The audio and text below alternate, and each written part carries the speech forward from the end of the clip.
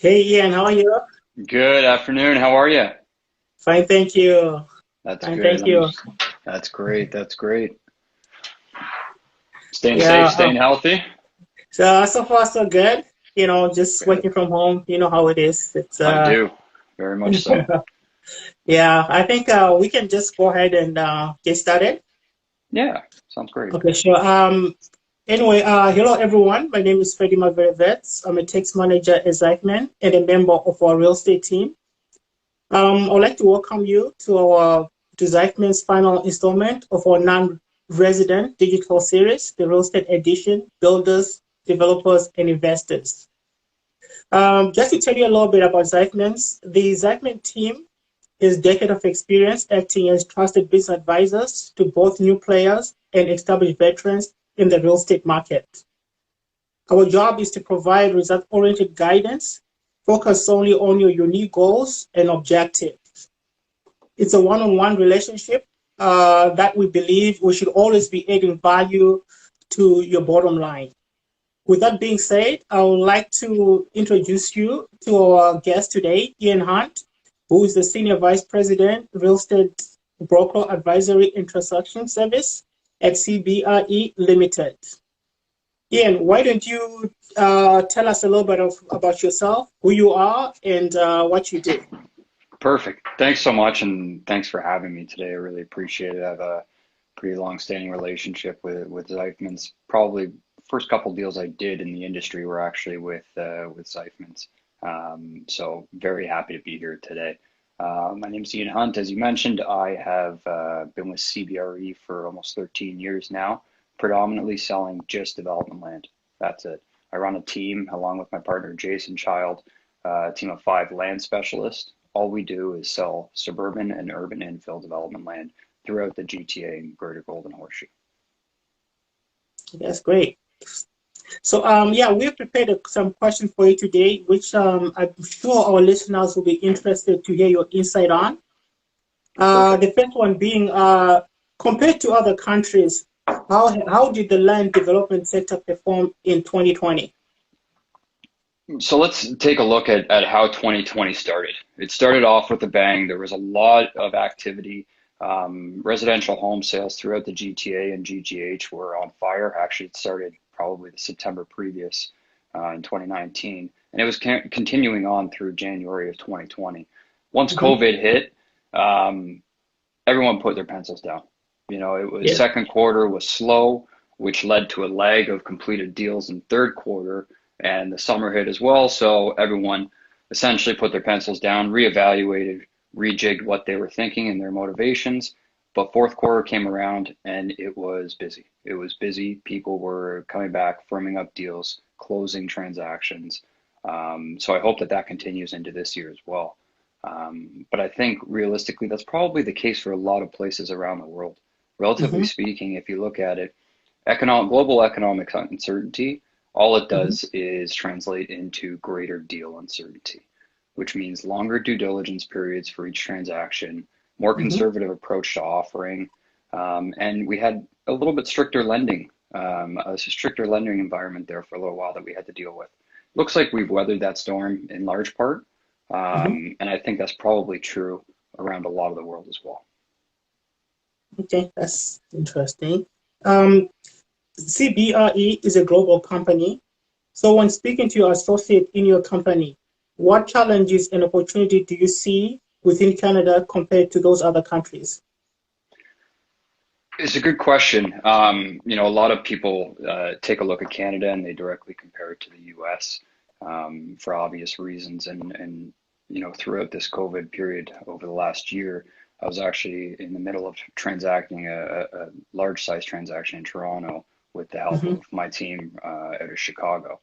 And while we were doing this transaction, there was a lot of civil unrest in Chicago. Everyone saw the riots.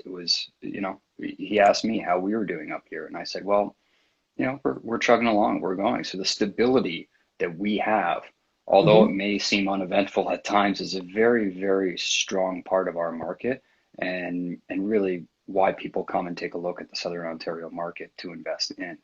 Now, in terms of challenges that that strength we have in government stability and government backing and government subsidies, that's going to be our very challenge moving forward too. Mm-hmm. Somebody has to pay for this government backing, all the backstops that's been put out in terms of subsidies and rental Yeah. incentives. Taxation is going to be one of our biggest issues moving forward. And what form that comes, whether it's capital gains or otherwise, the changes to taxation policy from the development standpoint, I think may be substantial. I worry that it may be substantial. At the end of the Mm-hmm. day, the end user is going to be the one that pays for it. So I think that's going to be one of our big challenges moving forward, even Mm-hmm. relative to the US. We don't usually have those abilities to offer development charge incentive programs for certain municipalities to draw in users to locate within those municipalities. The US, Mm-hmm. many states do that on a regular basis. So that does put us down at a bit of a disadvantage. But I think, yeah, taxation definitely is going to be one of our challenges. Mm. Okay, so my other question would be, so what is the number one piece of advice would you give a non-resident who's considered or who's holding land here in Canada? So really land management. So a lot of people, when they invest in land, they take a look at a piece of land, they say, great, I'm going to buy it, I'll leave it there, I won't have to touch it, I can walk away, it'll appreciate in value. Yes, part of that's true, but without correct and proper land management as it relates to even cutting the grass back, the hedgerows, when Yeah. we're talking land that's valued at 600 to over $1 million an acre, if you start losing land based on overgrown vegetation that has now become a significant habitat for some sort of bird or bee or whatever the case may be, we're talking Mm-hmm. millions of dollars in potential losses because you didn't trim the trees and cut the grass. So it sounds rudimentary, but it's a very important aspect that everyone needs to know. Land management also as it relates to making sure there's no illegal dumping on site. We went through a couple instances last year. One property that was actually on the market, and they had people taking a look regularly at the site. But the fact of the matter is, they still had somebody come overnight and dump, excess soil and fill on the site. So having somebody regularly check the land, monitor the land, is imperative. Yeah. You know. Okay, so what about if somebody is holding land in the city versus someone who's holding land in the suburbs? Yeah, I think What sort both. of advice would you Yeah, I think give for I that? think both of them ring true. Mm-hmm. The land management strategies for both of those, for both of those types of assets, but also, and Jeremiah earlier in the day mentioned this, which was a good point, which having the right consultants and being on the right side of policy and making sure you're getting the right advice is paramount to protecting your investment. Mm-hmm. Provincial policy, planning policy, whether it be local or municipal or provincial, is really, I'd say, 80% of what determines value in land. So if you need to make sure you're on the right side of that policy, and if you're looking to invest in land, that you know the right consultants that make sure you go after the right type of asset, that make sure you're on the right side of that policy, or else you're going to be fighting a big battle for the whole time of Yeah. ownership. Yeah, exactly. So, so in your opinion, how has the perceived migration away from the core of major cities impacted the suburbs and the surrounding markets due to COVID? Pretty substantially. We saw this already start to occur as the residential Mhm. sales picked up at the Q4 of 2019, I'll say. But it really ramped up last year in terms of the migration out towards the suburban markets. Once working and living, in the same area, in the same Yeah, location, really took hold, and people started doing what we're doing right now. Really took hold. I think it's going to have a few different impacts. Number one, from a residential standpoint, you're going to see these suburban markets flourish at a clip that we haven't seen in the past, frankly, yeah, which is great. But I think you're going to also see the way houses are built are actually going to be a little bit different too. It yeah, used to be, oh yeah, we have, home office space, but that comprised of, a bay window in the kitchen or a nook under a stairway with a table on it. That's not going to be the case anymore. I think you're exactly. going to, Yeah, yeah, I think you're going to see some developers come forward, in these builders redesigning their house to really incorporate a full home office, yeah, outfitted properly. Yeah, I think it's going to be exactly. imperative as this work from home evolves. And even if, we do go to that hybrid scenario where you're in the office half the week and you're at home the other half of the week, people are going to still need a good setup that they can really, function out of. So I think that'll change from a residential standpoint. The industrial commercial standpoint or viewpoint, how it's changed over 2020 has been extremely, extremely dramatic in terms of industrial. We saw the industrial lease rate start to creep up at the end of 2019 and into the start of 2020. As these outerlying areas, whether it be Hamilton, Brantford, these secondary markets, as they start to develop, we're going to need to get goods out to these people. And this is what's driving this huge industrial really drive out there in terms of industrial land acquisition. Industrial land was the darling of 2020 in terms of asset classes. You saw it in Hamilton. Panattoni took a big position down there, right by the airport.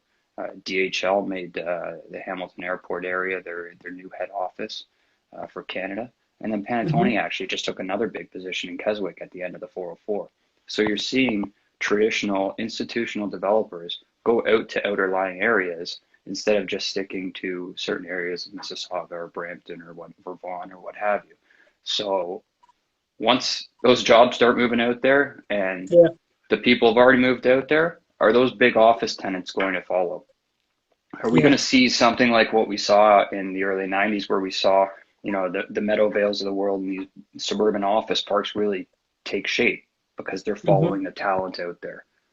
And the other thing, just one last thing on that suburban office market, I'm just wondering how much of a draw for new talent is it going to be for companies to actually have their own building, freestanding, control their own HVAC, their own security, their own air filtration system? How important is that going to be to attract talent moving forward? It could become a very real aspect. So having that ability of being out your own freestanding buildings in the suburb might not be a bad thing. That's interesting. So overall, how has this affected the real estate investment community?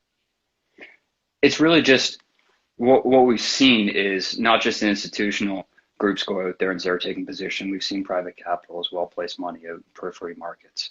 Areas like Lindsay, we did a deal at the end of last year in Lindsay there. We have more opportunities out in Lindsay, Bracebridge, Hamilton, like I said, Brantford. It's really been a shift of where capital has been placed in large part, and it has been around that golden horseshoe kind of ring. And if you look at what's happening in Barrie, it's the very same thing. Barrie is on fire right now, and it's because it's accessible through transit, through GO. It's affordable. There's new product out there, and there's land opportunities. So really what we've seen is a shift in where investment of capital is going. That's interesting. So what are the opportunities for non-resident buyers? So I think this doesn't go just to non-resident. It goes to all potential land purchasers out there. It's with these new areas and with the influx of new residents into these areas and the new services into these areas, what's going to happen is they're going to have to expand these boundaries of their urban core sooner than they would have originally thought. And as I mentioned previously, planning policy is a huge attribute as it relates to value of land. If you buy on, a boundary of an urban boundary right now, and you buy in the White Belt on designated land right now in one of these periphery markets, now more than ever, there's a better chance that they're going to have to expand those boundaries in a shorter time period than what you originally thought. So that is the real opportunity. Speculation on periphery markets just outside the urban boundary I think it's a tremendous opportunity that we're going to see a lot more activity in those nodes. Okay, so what are the top 3 items a non-resident should consider before buying land here in Canada? Well, I think motivation is the big one. Why are you buying? Because the reason why you're buying is going to dictate what type of land you buy. If you're buying for just a passive hold, well managed, then you're going to be looking at more kind of longer term undesignated land or unserviced land. If you're looking to do partner up with a builder and do a whole development program, then you're going to need to find something that's serviced or serviceable and within a few years of development. So really nailing down your motivations is the first step. What are you looking to get out of this investment? Number 2, again, beginning to sound like a broken record, but get the right advisors. You know, we always, when we have a toothache, we go to our dentist. When our car breaks, we go to our mechanic, right? We don't ask our mechanic to fix our teeth, and we don't ask our dentist to fix our car. That's So if correct. you're looking to buy land, get a specialist. Get a specialist in terms of broker, get a specialist in terms of a planner, an engineer. Know what you're buying. Know exactly what you're buying. Because if not, like I said, you could buy yourself into a lot of headaches. And the third is really just the land management thing that I mentioned. I Yeah. think it's a huge aspect. You know, these land parcels are big investments. We're talking millions of dollars. And the fact that you can lose potentially 10% of that value by not trimming trees, Yeah. it sounds silly, but it's a reality, especially in the conservation environment that we're in right now. It's a very real reality. So it needs to be paid attention to and treated with respect. So my last question will probably be, what processes regarding buying land in Canada are specific to our country? I'm not sure that there's too many that are specific just to our country. I think in terms of land disposition processes, they can take any which form. You know, our team prides ourselves on tailoring each marketing process to each individual property. But that being said, there was, you know, the straight list and sell, put a price, either hold back offers or don't. But there was also the flip side of that, the modified tender process that became pretty prevalent through, call it 2012 through to 2018. And that was essentially an unpriced auction. Setting a date, don't set an asking price, and having people come in with bids all on a specified date. It had its time in the sun. It was great. I don't think it is suitable for very many deals nowadays. I think you can utilize it in certain situations, but I think more than anything, what you're doing there in terms of running a modified tender process is you're constraining your ability to actually acquire a lot of offers, because the development community just doesn't like it anymore, and there's a lot of developers out there that just purely won't participate anymore. So if you're going to employ that process, it has to be in the right situation. Okay, that's good. So if anyone who's got any questions for Ian, you can go ahead and ask now. Otherwise, do you have any final words of advice? For 2021, our team, we've decided not to really make a prediction for 2021. All we've decided to do is make a commitment to the purchasers that we will deliver accurate advice and accurate information about each offering, but also stay agile for our clients. Stay agile, stay flexible, and stay innovative. Because as we've seen, the world changes very, very quickly, and change isn't a bad thing. You just have to stay up with it. And we're committing to do that, and I suggest everyone else do the same. Okay, thank you. So anyway, thank you so much for joining us today. If you have any questions for our Zeifmans real estate team or Ian, please click our link below, and we can, get back to you. Otherwise, thank you so much, Ian, for taking your time to speak with us today, and you hope you have a great week. Thank you so much for having me. I appreciate it. You have a great day. Okay, thank you. Take care.